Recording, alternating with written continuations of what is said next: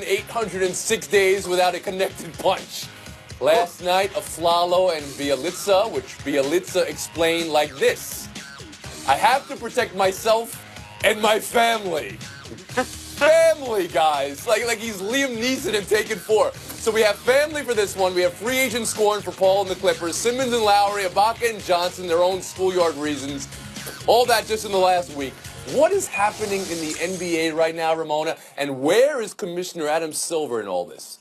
Well, there's a lot of issues here. One, there's an issue with the players and the refs, and they're not seeing eye to eye. Draymond Green is just flat out being fined for saying I can't talk to these guys anymore. Carmelo Anthony says, I'm done with these guys. That is, to me, the biggest issue here. Arron Afflalo and that haymaker that he threw and did not connect with, fortunately, did not connect with. Everybody knows you can't throw a punch in the NBA. Adam doesn't need to address this. They just need to suspend him for multiple games. You say everybody knows that, but it's been 4 punches thrown in the last, 4 days? Yeah. Is that right? And everybody should be suspended. And maybe these suspensions need to go up and they need to get higher. But to me, the issue, the mistrust between the players and the refs is another level right now. And it's happening because you have superstar players who are leading this charge, right? And the refs are seen as having hair triggers with technical fouls right now and teeing everybody up. And when you lose trust between refs and players, that to me is a major issue. That's interesting. And I'll turn to you now, Adande. Because the biggest problem has been players versus refs until players versus players. Do you think all the strife we've seen between players really makes the league reconsider the players and the players versus refs battle? It should. If anything, it's stirring up passions from the old school fans of 90s basketball. Say, yeah, that's basketball the way I remember it, when guys would get in and fight with each other. So that there's a component that actually wants to see it this way, first of all, that likes the chippiness. You heard the announcers reacting. Reggie Miller, for example, saying he likes the chippiness in that Clippers-Rockets game. So, therefore, Adam Silver should not really step in and impose his will. Another reason why is he's built up such a good relationship with the players in which he's made them feel like they're all partners in this. They're in this together. So for him to come in with some type of authoritarian, dictum that we're not going to fight anymore, this is the way that I'm going to make it, no need for him to do that. Yes, there should be some behind the scenes. There should be the duly amount of fines. But let Kiki Vandeweghe handle all the discipline, and Adam Silver should stay. He's awfully busy the last 4 days. Israel Gutierrez, your view of yet another fight last night? Well, here's the thing, J.A. This is more than just hippiness. And Ramona, this is more than just any punch. This was a haymaker that, had it landed, would have been ugly, not just for Afflalo and Bjelica, but also for the NBA. Okay, it would have been potentially an NFL type of injury right in the middle of an NBA floor. And this is where I think that some of these big swings come in, okay, whether they, most of them miss. But I think that players have this reputation, right, of being the fake tough guys. Oh, they never get into a fight. It's always hold me back, hold me back. So when you get the sort of real tough guys out there and they said, I'm not going to have that reputation. If somebody messes with me, I'm taking this big swing. That's the mentality you have to cut out. It's okay to have that chippiness. It's okay to have the hold me back mentality. The fans know it's great. They know they're not going to see anything violent or disturbing. This was problematic. It deserves more. Again, I say Bjelica after the game, an attack on his family. His family?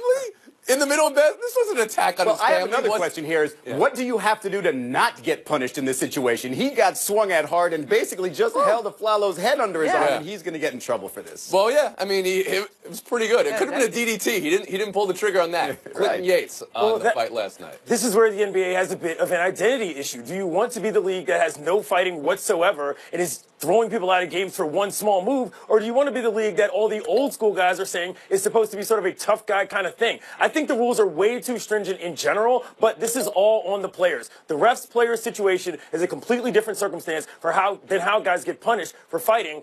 I would like seeing more fighting, just me personally, but the league has to figure out who do you want to be from an identity standpoint. Oh, there's different types of fighting, right? There's the full haymaker punches, and then there's the hold me back, which, I mean, we've seen all along. But, Ramona, I got to go back to you. You still think this is about players versus refs when we've seen players versus players, 4 times in the last 4 days? No, look, I mean, obviously the going into another team's locker room is a precedent-setting thing that I think we're going to see addressed. I think there will be a suspension. I don't know if there's going to be as many suspensions as you think are going to happen from that. But to me, the issue with the refs is about trust. And the refs have been under assault for a number of years here. Their decisions are reviewed. We get 2-minute reports. They've been questioned more than ever. So they're already feeling vulnerable. They already feel like they don't have the league's backing. When you don't have the respect of the players, it's much harder to keep players off of each other. The refs are the people who are supposed to be breaking all this stuff up there. But if they don't have the authority, they're not able to do their jobs. All right, well, we'll move on. We've been horned. We've talked about this for 3 days in a row. I don't think we're going to get to the bottom of fighting in the NBA right now until we hear from Commissioner Adam Silver. So let's talk about actual basketball. Pelicans 116, Celtics 113 last night. Big win in Boston. And Anthony Davis, 45-16. And over his last 2 games, 93-33. J.A., what are we seeing from Davis here, and how far can he take this? So what we're not seeing things that we haven't seen before. He already has the most of these 40-15 type games than anyone since Shaquille O'Neal in the early 2000s. So he's shown the capability of doing this. What we need to see more of is consistently avoiding injury, playing for long stretches. And I have one small request. I'd like to see him win a playoff game before we anoint him the next this or that. I think he has it in him, but until he does it, we can't start talking about his place in the NBA hierarchy until we see him playing into May and June. Israel Gutierrez?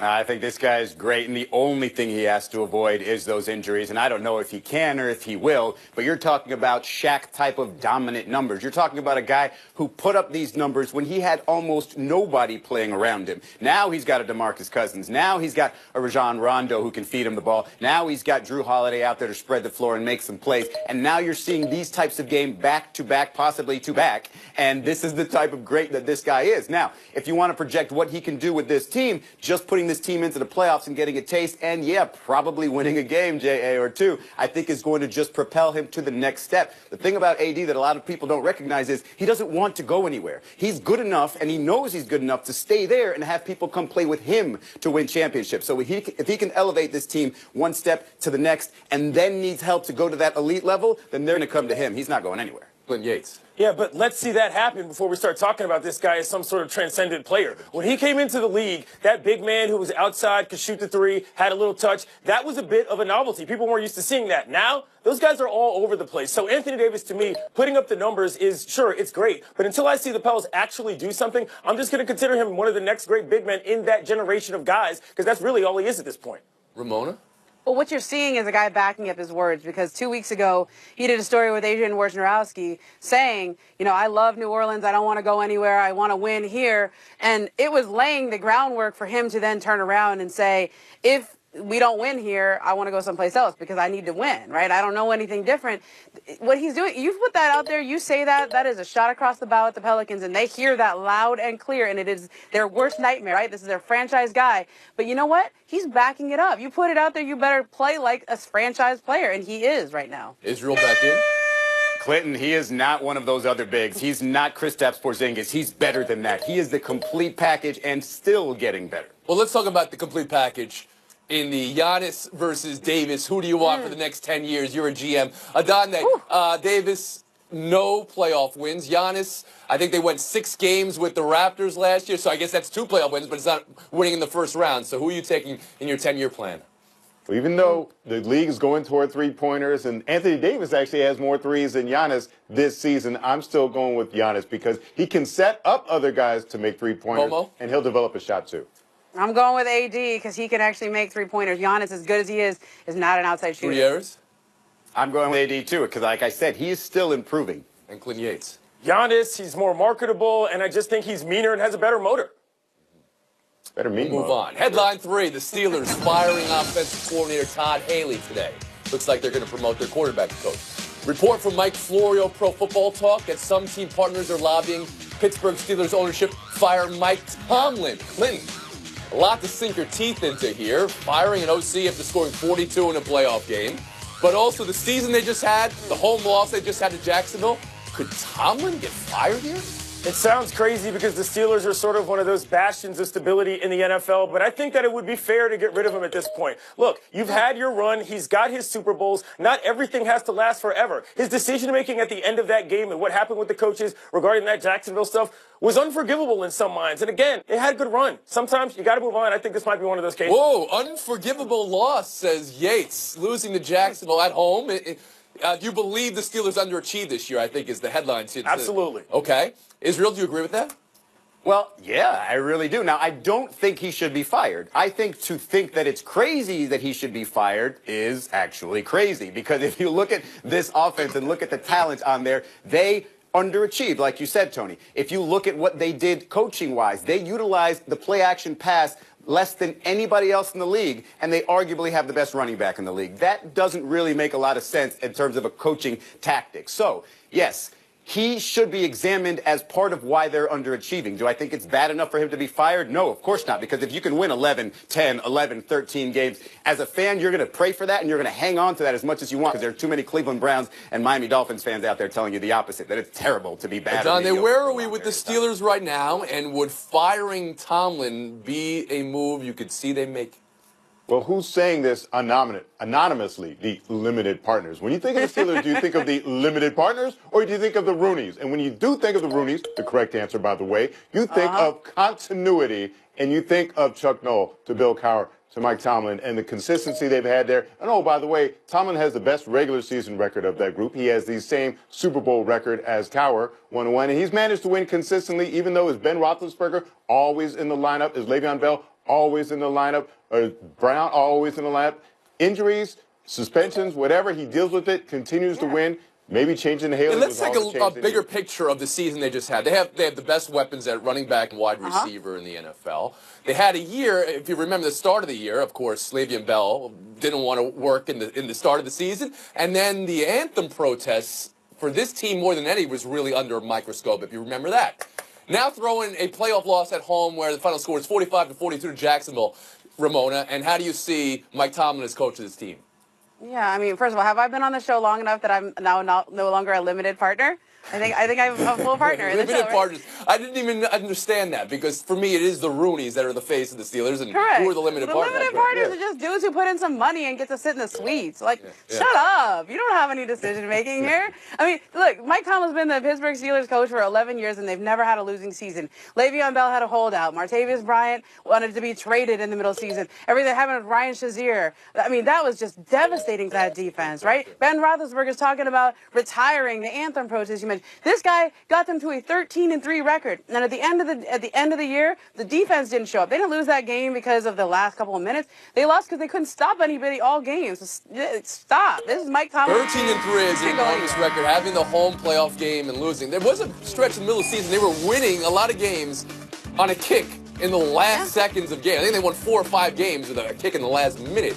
So 13-3 may have been a little bit of fool's gold for this team. We're going to take a break right here. No fool's gold for Ramona Shelburne, 15 points. Toughest thing on the Jaguars on WEEI's Kirk and Callahan. Ramona, buy or sell? Best team they faced all season. Yeah, I buy that Tom Brady is saying what his team needs him to say, but also I think what the Jaguars need to hear, Jaguars love being the underdog, and they're just showering them with praise. My goodness, you see Matthew Slater saying, God created cornerback, and there was Jalen Ramsey. I mean, they're just going over the top with that. Okay, Dade? I'm buying Tom Brady thinking they're great from his perspective, because when he watches films of the Jaguars defense, he sees a team that's first in fewest passing yards allowed. They're second in interceptions, second in sacks. So, yeah, he sees a pretty formidable opponent looking across that line. Israel? I love hearing it from Tom Brady in particular, because when we talk about this league, the easy way out is always to say, oh, the quarterback is so necessary, you can't win without a quarterback. Here you have the best quarterback ever telling you this is the best team we've played, despite the fact that their quarterback, and he's not saying this, but their quarterback is not even close to good. So, yeah, I like him praising the rest of that team. Yates. Absolutely buying it. I mean, look at how they beat the Steelers. They're the hottest team in the league, and they won the psychological battle as well. They've got to hear this. It's a bit of a Jedi mind trick from Tom Brady, sort of puffing him up. But yeah, that Calais Campbell factor is a major one. Buy or sell too. No Isaiah Thomas video tributes. Just beat Paul Pierce night next month in Boston.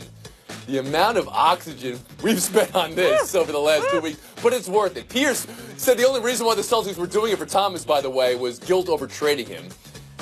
Consider this one another freak as the NBA, of course, with no connected punches, unless you count Rajon Rondo, and the only shots he hits are at other people, because he threw major shade on the idea that Thomas even earned a tribute video from Boston. Jay, buy or sell it all? I'm buying Isaiah Thomas being the biggest man here, ironically, and publicly letting everyone off the hook for this incident. I'm selling the notion that the Celtics feel compelled to honor him with a video because of the way they did him last summer. Did the Clippers feel compelled to honor Chris Paul? They accommodated his request. They still gave him a video. Israel.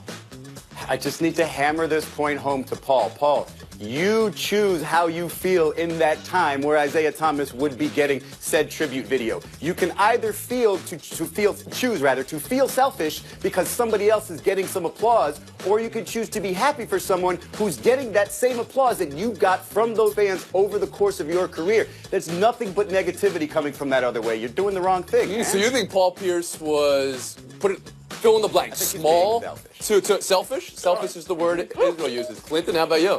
Definitely buying Pierce's Cazal glasses. Those were tremendous. Selling everything else from the Celtics. They never should have let it get to this point. You don't have to ask Isaiah Thomas when he wants his memory or his video. Just do it and get on with it. They botched this completely. And now they got a mess on their hands. Ramona. Look, this is Paul Pierce gets his night. That's it. This is his last night. He gets to say whatever he wants, and I'm all for stars being selfish. That's how you get to be a star. Israel, you're still shaking your head no. Go ahead. Different type of selfish. You can be selfish to be the best person you can be. This is just selfishness to not let Isaiah have something. I agree the dates were a mistake, but come on, man. It's 90 seconds. Let the fans have that, not time. Careful, Israel. Paul Pierce may walk in or may roll in a chair any moment in Los Angeles. It's possible. They just might roll him in there. That's how he arrives at the set every day. Hey, when you had your radio show, did your name go first, Izzy? It was Izzy in Spain, wasn't it? Paul Pierce is a Hall of Famer, man. Come on. Yeah, I mean, Paul Pierce is a Hall of Famer, right? I mean, of course. Okay, we'll move on. Buy or sell three. Spurs announcing Kawhi Leonard out indefinitely again. Still the quad. You can see R.C. Buford there talking about significant progress here. But this is the same injury that made him miss, first month and a half, 2 months at the start of the season. And this is an injury that dates back to last playoffs. What are you buying and what are you selling from this, Israel? Well, I'm buying the idea that it's a good time for it because everybody thinks the Warriors going to win the championship anyway. Might as well get Kawhi right. Also, the Spurs have been winning with him, without him, with a half version of him. They're going to be fine as long as they go ahead and make him 100%. See what? Take his time. Buying the fact that this is a huge problem. He's the face of the team, and there was a time when people called him the best two-way player in the league. If you don't have that guy, your team is not as good, and I think that's a huge issue if you can't get over this injury. Shelburne? Yeah, I'm buying the Spurs okay with this right now, but he's due for a max contract coming up here, and if you're going to be a max contract guy coming off a season like this, you might have some issues. You thinking the Spurs wouldn't give him max money because he missed 40, 50, 60 games this year? Really? Jay, how about you? A little leverage. Telling you, halfway through the season, he's still not right. And how are you going to reincorporate him with LaMarcus Aldridge, who's having his highest usage rate as a Spur? Now he's got to give that up when Kawhi comes back? I think it's the same thing that we talked about with Mike Tomlin earlier. If the Spurs aren't going to give him max money, I think there's 28 other teams who are ready to. Same with Mike Tomlin if the Steelers were to fire him. Gutierrez, Quincy Yates, tight one today. Play the tribute video. Tribute video. We don't have a video for Israel or Yates. We do for Shelburne or Donde. We call it 30 seconds of FaceTime in Showdown. Well, when he had 43 points, he was Steph Curry. When he had 22 assists, he was Steve Nash. He had 12 turnovers last night and an 18-point loss to Kansas State. So who is he today, Ramona?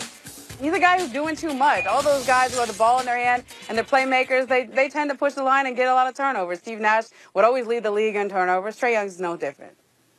Yeah, today he could be LeBron James or James Harden or Russell Westbrook. Take your pick because they're all in the top 4 in the NBA in turnovers, and they're all guys that you'd want on your team, MVP candidates. So if he turns the ball over and still continues to do all the other things he's doing, I'll take him on my team. Okay. No alarm from either one of you for leading the country in turnovers. We'll split the points. We'll move on. Showdown 2. Derek Jeter wants to get rid of the Marlins home run sculpture. Jay, should it stay or should it go? Go and do what? What are you going to do? You going to put it by Coco Walk or something in Miami, put it on South Beach outside Prime 12? You might as well leave it there. It'll probably cost more to move it than it would be to do anything else. They're not going to spend a lot of power on it this year because they're not going to hit a lot of home runs with Stanton gone. Yeah, I'm all for anything that doesn't allow Derek Jeter to get his way. He doesn't deserve that. And look, that whole stadium is ridiculous. I think the sculpture is ridiculous. But just own who you are. That's what it was built for. They got it like an aquarium behind home plate. They're worried about how much money it's going to take to get it out of there. Just break it up into pieces, and Jeter can give it out with a gift basket. We'll get Ramona Shelburne the points and the face.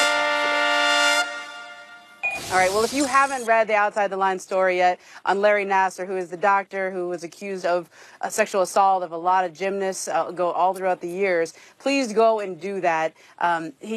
What's happened over the years in this country where people do not say things, where they know what's happening. There's a lot of people who has enabled this kind of behavior who see it and are afraid to speak, or who see it and just look the other way.